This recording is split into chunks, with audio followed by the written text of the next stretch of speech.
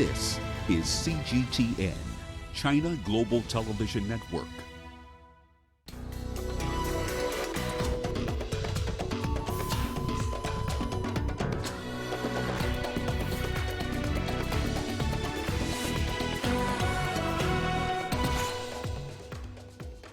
Ukraine demands compensation as Iran's Revolutionary Guards take responsibility for shooting down plane. Kenya scales up security amid increasing Al-Shabaab terror attacks. And Tunisia's parliament rejects the entire cabinet, sending government back to the drawing board. Hello and thank you for joining us on Africa Live. I am Peninah Karibe. Also coming up this hour, we take you to DRC's Matonge neighborhood, where many famous musicians sharpened their talents. And Kenyan former marathon world record holder Wilson Kipsang provisionally suspended for anti-doping violations. Iran's Revolutionary Guard has accepted responsibility for the unintentional downing of a Ukrainian passenger plane, which killed all 176 people on board. Wang Hao has the details. A grave mistake at the height of tensions. That's how the head of the IRGC Aerospace Division described the disastrous move that led to the crash of a passenger plane near Tehran on Wednesday. This area is Tehran. Over here there is the air defense missile system that was stationed at midnight and was ready to act. Down here is the Imam Khomeini airport. When the plane took off, it flew in this direction and was hit at this point. Given the information that the defense systems operator was provided with, that we were in a war situation and cruise missiles were being fired, this person mistook the plane for a cruise missile. He was required to make contact with his commanders and get approval. This is where he made the mistake. At that point, his communications had apparently broken down. That mistake caused a tragedy that cost 176 lives. Unfortunately, he made this bad decision and fired the missile. The plane was hit here. It then turned back and crashed at this point. The general said the error was the price of mischiefs, turbulences, and actions of America in the region, but emphasized that the armed forces take full responsibility for it. If there was a mistake, it was made by one of our members, and since they work under our supervision, we are responsible for it, and we must be answerable. Unfortunately, because of the hasty decision of one person, this great disaster happened. Ukraine International Airlines, on the other hand, says they had received no warning about a possible threat to the plane's safety. The airline also denied the aircraft veered off its normal course. Airline officials have called on Iran to take full responsibility for the crash, saying Iranian authorities should have cancelled the flight. Wang Hao, CGTN. Ukraine is demanding Iran punish those responsible for the downing of the jet and compensate the victims' families. Ukraine's president says he expects Tehran to ensure the guilty face a courtroom. Volodymyr Zelensky also praised Tehran for cooperating with outside investigators. He will discuss the crash with his Iranian counterpart Hassan Rouhani. Now, this isn't the first passenger plane to be shot down in the midst of conflict or tensions. In 1983, during the Cold War, a Korean Airlines plane heading from New York City to Seoul was shot down by a Soviet interceptor, killing all 269 on board. That was because the Soviet Union mistook the aircraft for a U.S. spy plane after it veered off course and flew into Soviet airspace. 5 years later, as the Iran-Iraq war was nearing its end, the U.S. Navy fired 2 missiles at an Iranian passenger plane. The ship's captain had thought was an Iranian fighter jet. The attack killed all 290 people on board. In 2014, a Malaysian Airlines flight was shot down while flying over eastern Ukraine. All 290 people on board were killed. The disaster occurred during the war in Donbass, where Russian-backed separatists and government forces were engaged in combat. A Dutch inquiry determined that the aircraft was shot down by a Russian-made surface-to-air missile. Kenya has witnessed attacks from Al-Shabaab militants over the past 2 weeks. The latest attack resulted in the death of 4 Kenyan school children in a gunfight between police and militants from Somalia. Just days before that, Al-Shabaab destroyed 6 aircrafts and killed 3 Americans during the attack on Camp Simba in the coastal Lamu County. In response, Kenya has scaled up its security arrangements and has employed a multi-agency approach. Early on a Sunday morning, the first Sunday of 2020, Al-Shabaab militants staged an attack on American forces stationed at a Kenyan military base in the country's coastal region. 3 U.S. Department of Defense personnel were killed at the Manda Bay airfield, which is used by Kenyan and American counter-terrorism forces. The Kenya Defense Forces said 5 attackers had been killed and 3 aircraft destroyed. It was just one in a spate of recent attacks launched by the Al-Shabaab targeting Kenya. The Manda Bay attack came just days after Al-Shabaab militants killed 3 people in a bus on the road between Mombasa and Lamu. 2 days after the attack the military base, the Al-Shabaab struck again.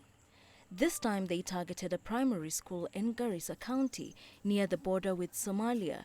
3 Kenyan students and a teacher were killed. The Kenyan military says it also killed 2 attackers as they tried to blow up a telecommunications tower. This pattern of attacks is not new to Kenya, and previous attacks have not been limited to remote areas. Al-Shabaab also previously launched attacks in the capital, Nairobi, claiming the lives of 21 people in the Dusit Hotel attack and over 70 at the Westgate shopping mall. In response, security officers continue to work to secure the country, gathering intelligence and scaling up security measures. We have beefed up our patrols in the beyond up areas, including our roads, especially with the escort of the PSV convoy right now.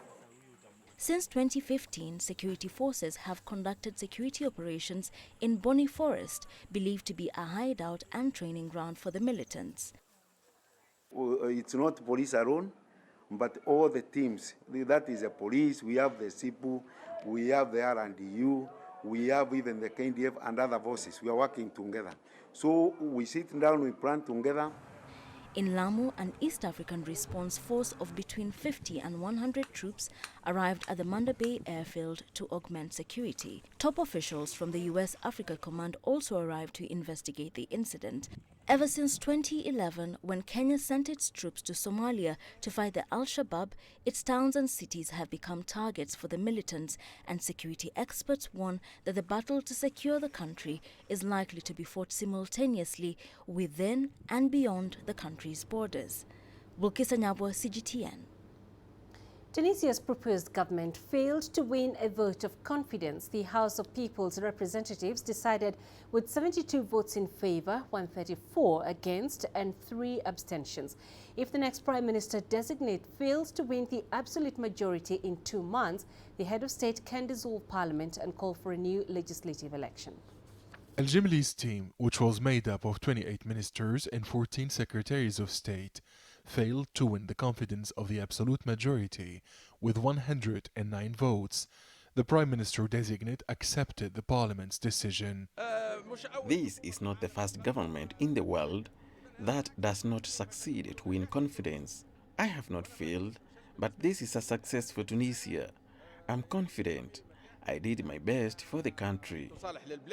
The Al-Nahda Shura Council endorsed Habib al-Jimli's proposed government and urged other parliamentary blocs to grant him confidence. The ruling party also urged MPs to make national interest prevail, even if they don't support the new cabinet. Another Islamic movement failed to attract its allies or to convince its main adversaries, who distanced themselves from the cabinet composition. Therefore, Parliament Speaker and Nahda leader Rashid al-Ghannouchi was not surprised by the vote. We are almost the unique country in the Arab region where plus or minus one finger or one voice can decide the fate of a government. We don't need cannons or machine guns to change governments in this democratic country. Tunisians do not have to worry. Habib al-Jimli said his cabinet was the fruit of long and difficult marathon talks with the main political and social actors. He was picked up by another party, but committed a mistake by presenting himself and his team as independents and technocrats. The independence and competence of some cabinet members was questioned by MPs. Some names were even accused of corruption. This had a negative impact on their credibility. It was not the right government for Tunisia at this critical phase. President Kais Saied will initiate consultations with the political parties this week to find the best candidate, while Prime Minister Youssef al-Shahid will continue as caretaker head of government until a new cabinet is approved. Adnan Shawashi, CGTN, Tunis. You're watching Africa Live. Let's take a quick break. Coming up,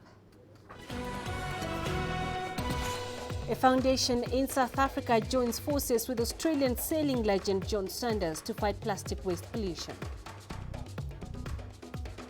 And we take you to DRC's Matonga neighborhood, where many famous musicians sharpened their talents.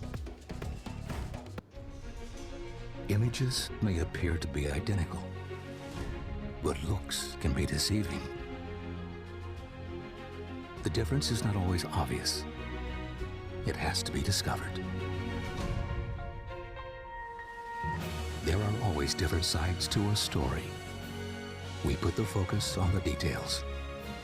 To see more, to understand better. CGTN. See the difference.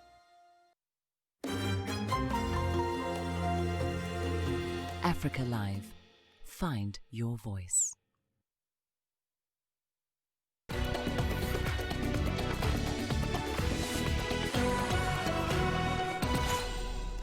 2019 will be remembered as the year the climate crisis devastated parts of East and Southern Africa, with floods, landslides, drought and cyclones leaving at least 33 million people at emergency levels of food insecurity or worse. That's according to new analysis by Save the Children.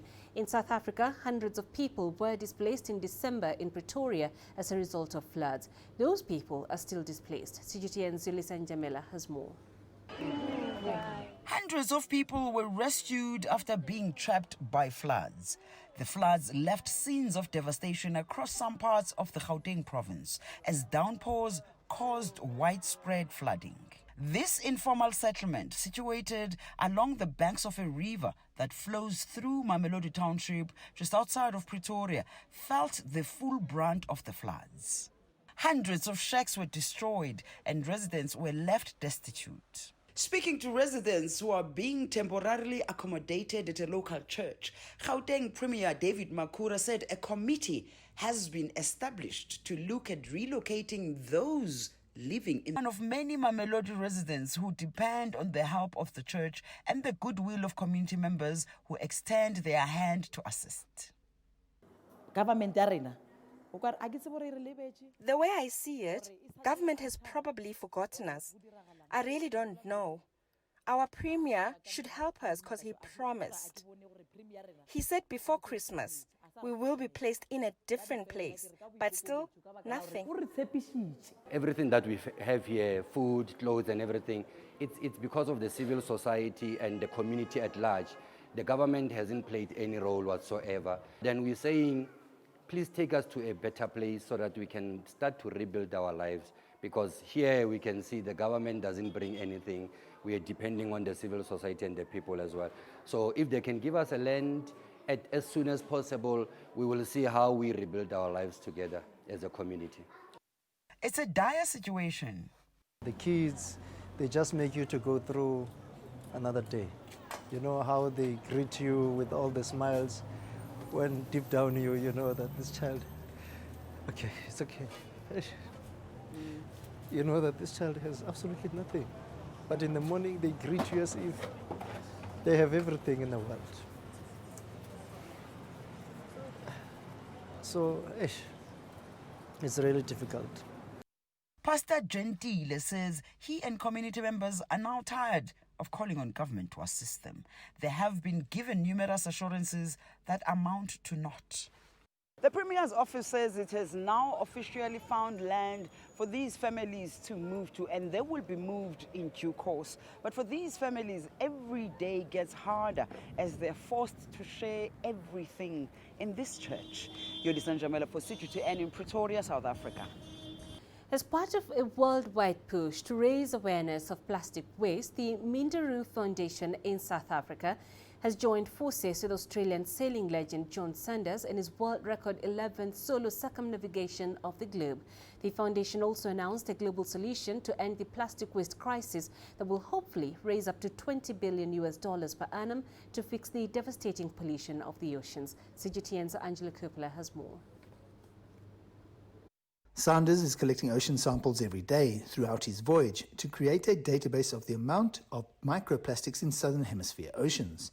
This is something that has never been thoroughly surveyed before. I'm doing a base thing in areas that aren't normally surveyed and properly done through a university with proper filters and things like that. I think there's an awful lot of plastic that we can reuse, but everything is plastic. I mean, here I am sampling for microplastics. How do I send them back to Western Australia? I've got to package them in things that don't get wet. My boat is plastic. Marine plastic pollution is a major concern. There are 5 floating plastic islands in 3 of our main oceans. None are close to the South African coastline at the moment, though. But the country does have a plastic pollution problem made worse during the rainy season. Then there's the global fishing industry. We have a dramatic plastic challenge with also the fishing industry where 700,000 tons of netting and what have you also goes into the ocean that gets left from nets and from commercial fishing, which is also a dramatic challenge and concern for all our marine life. While Sanders is doing a survey on the surface of the ocean, there may be a bigger problem concerning the amount of plastic that's sunk to the ocean floor, forming part of the mud there. Maybe in a few hundred million years, all the ocean will be mud. Whether that plastic down there, which also goes down, is going to be harmful or not, I don't think we really know, but we'll certainly know where it is. Organizations are moving towards eliminating single-use plastics, but more can be done, and education is critical. And then also make sure that when they are recycled, they get recycled in the right manner to the right sources, so it doesn't go into the rivers and it actually does go into getting recycled and reused. We know that the earth is covered in plastic and we know that something has to be done and done fairly urgently, but we need to understand the magnitude of the problem first. I'm Angelo Coppola for CGTN in Johannesburg, South Africa. The Democratic Republic of Congo is renowned for its distinctive music and art. The capital, Kinshasa, is home to dozens of internationally recognized artists. Many of them honed their craft in a neighborhood known as Matonge. CGTN's Christo Chamringa visited the area to find out more.